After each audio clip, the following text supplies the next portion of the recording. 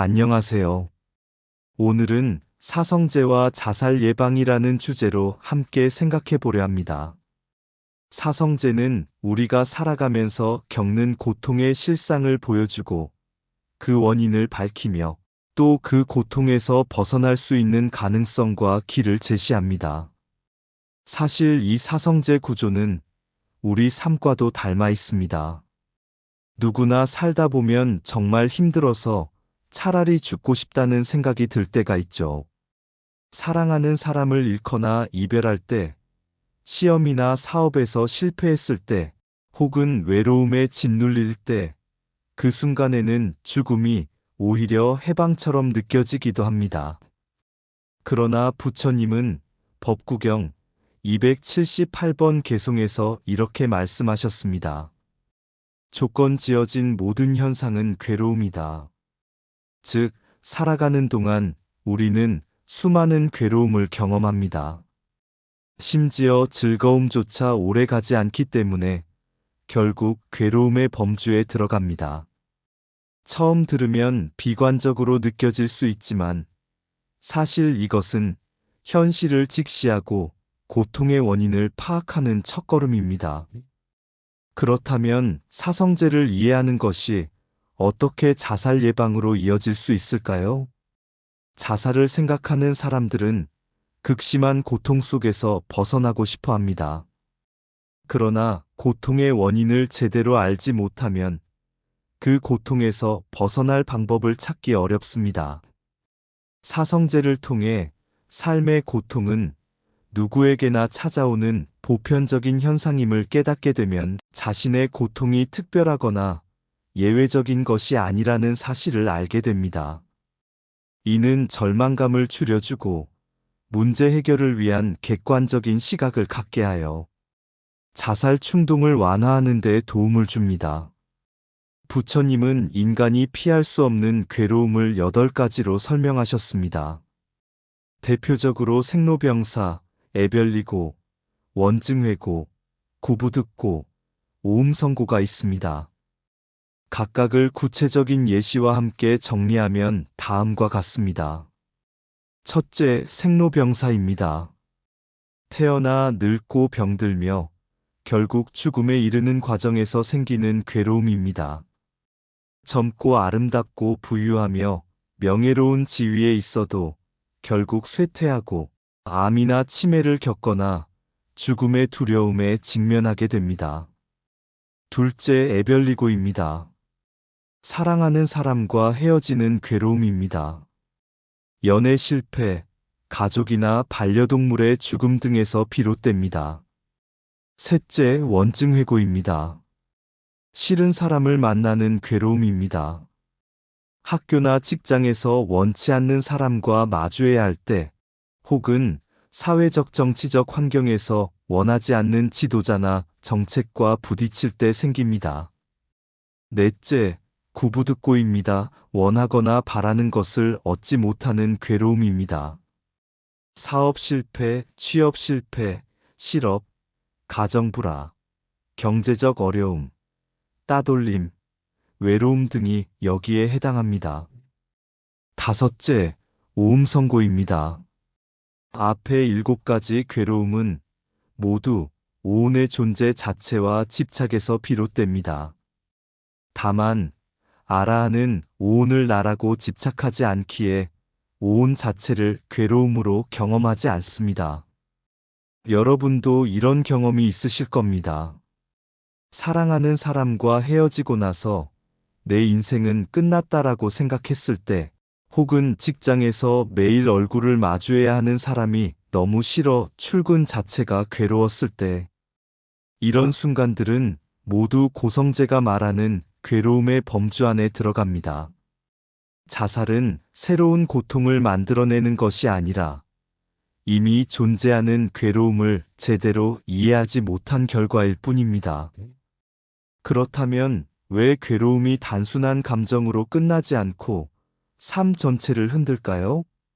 바로 집착 때문입니다. 자살 충동은 단순히 고통이 있어서 생기는 것이 아니라 그 고통의 결과에 집착하기 때문에 더 커집니다. 예를 들어 연애 실패 후 그 사람이 없으면 나는 살 수 없다라는 생각은 사랑 자체가 문제라기보다 그 사람에게 집착했기 때문에 괴로움이 증폭된 것입니다. 사업 실패도 마찬가지입니다. 실패 자체보다 이 실패로 내 인생은 끝났다라는 집착이 괴로움을 키우는 것입니다. 결국 괴로움은 실패나 상실 그 자체에서 비롯되는 것이 아니라 그것을 붙잡고 놓지 못하는 집착에서 커집니다. 이 사실을 깨닫는 순간 우리는 괴로움의 원인을 발견하고 극복할 길을 찾게 됩니다. 이것이 바로 집성제의 통찰입니다. 집착을 끊기 위해서는 방법이 필요합니다. 부처님은 그 방법을 팔정도라고 가르치셨습니다. 팔정도는 단순한 도덕 규범이 아니라 삶을 괴로움에서 자유롭게 만드는 실천의 길입니다. 연애 실패 후 자살 충동을 겪는 사람에게 팔정도를 적용해 보겠습니다. 첫째, 정견은 사성제와 연기법 등을 바르게 이해하는 것입니다. 이별은 괴로움이지만 사실 삶 자체가 괴로움임을 이해해야 합니다. 괴로움은 나만의 것이 아니라 모든 존재가 함께 겪는 삶의 본질임을 깨닫는 순간 고통은 특별한 것이 아니라는 사실을 알게 됩니다. 둘째, 정사유는 감각적 욕망에서 벗어남, 악의 없음, 해코지 않음에 대한 사유를 말합니다. 그 사람 없이는 못 산다는 생각은 집착일 뿐임을 알아차려야 합니다. 집착을 내려놓을 때 비로소 자유가 찾아옵니다. 셋째, 정언은 거짓말, 중상모략, 욕설, 잡담을 하지 않는 것입니다. 나는 쓸모없다는 말을 멈추고 나는 살아갈 가치가 있다라고 말하는 실천입니다. 말은 마음을 바꾸는 힘을 지니고 있습니다. 넷째, 정업은 살생, 도둑질, 삿된 음행을 삼가는 것입니다. 산책을 하고 명상을 하며 상담을 받는 작은 행동들이 괴로움을 줄이고 삶을 다시 움직이게 합니다. 다섯째, 정명은 바른 생계 수단을 통해 자신과 남에게 이로운 삶을 사는 것입니다. 이를 통해 누군가에게 위로와 힘이 될 수 있다는 인식을 가지는 것입니다. 여섯째, 정정지는 해탈열반에 도움되는 것은 증장시키고 그렇지 않는 것은 제거하는 것입니다. 10분 호흡 명상이나 가벼운 스트레칭 같은 작은 습관이 쌓여 큰 힘이 됩니다. 일곱째, 정념은 몸과 마음에서 일어나는 모든 현상을 알아차림하는 것입니다. 망상이 떠오를 때, 아, 망상이구나 하고 알아차리면 그것은 사라집니다. 알아차림은 곧 해탈의 시작입니다. 여덟째, 정정은 팔정도의 정견 등 나머지 7가지를 갖추고 감각적 욕망 등 5장애를 제거해서 선정에 드는 것입니다. 호흡에 집중하다 보면 잘못된 생각이나 망상이 자연스럽게 사라지고 그 자리에 평안이 찾아옵니다. 들숨과 날숨을 알아차리는 그 순간 치유가 시작됩니다. 실제로 팔정도를 실천한 사람들의 이야기를 들어보면 놀랍습니다. 어떤 사람은 잠자기 전과 일어났을 때 호흡 명상을 통해 들숨과 날숨에 집중하니 마음이 고요해지고 불안이 가라앉는다는 경험을 했다고 합니다. 또 다른 사람은 사띠, 즉 알아차림을 통해 잡념이 줄고 마음이 차분해지면서 삶을 이어갈 힘이 생겼다고 합니다. 이러한 실천은 집착을 약화시키고 자살 충동을 삶의 방향으로 되돌리는 길이 됩니다. 결국 팔정도를 실천하다 보면 집착은 점점 약해지고 괴로움은 점점 사라집니다.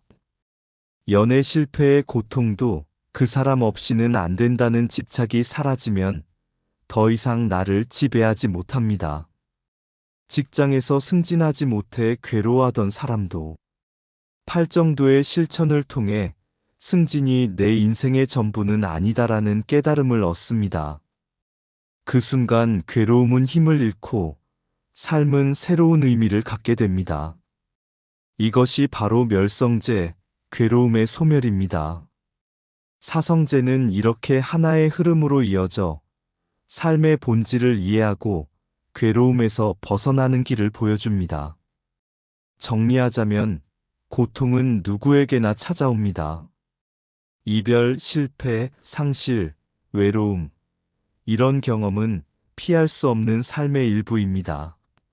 문제는 그 고통을 붙잡고 나는 끝났다, 앞으로 아무 희망이 없다라고 생각하는 순간 괴로움은 눈덩이처럼 불어나 고통을 증폭시키고 때로는 삶을 포기하고 싶은 충동으로 이어집니다. 마치 이미 떠난 버스를 붙잡으려 달려가는 것처럼 지나간 결과에 매달리면 더 큰 괴로움만 남습니다. 그러나 그 집착을 내려놓으면 고통은 더 이상 우리를 지배하지 못합니다. 자살 예방의 관점에서 이것은 매우 중요한 교훈입니다. 내 고통이 특별하거나 예외적인 것이 아니라는 사실을 깨닫는 순간 우리는 고통의 원인을 직면할 용기를 얻습니다. 그때 절망은 희망으로 바뀌고 삶을 이어갈 힘이 다시 솟아납니다. 모든 분이 모든 고통에서 벗어나 건강하시고 행복하시기를 바랍니다. 다음 시간에 뵙겠습니다.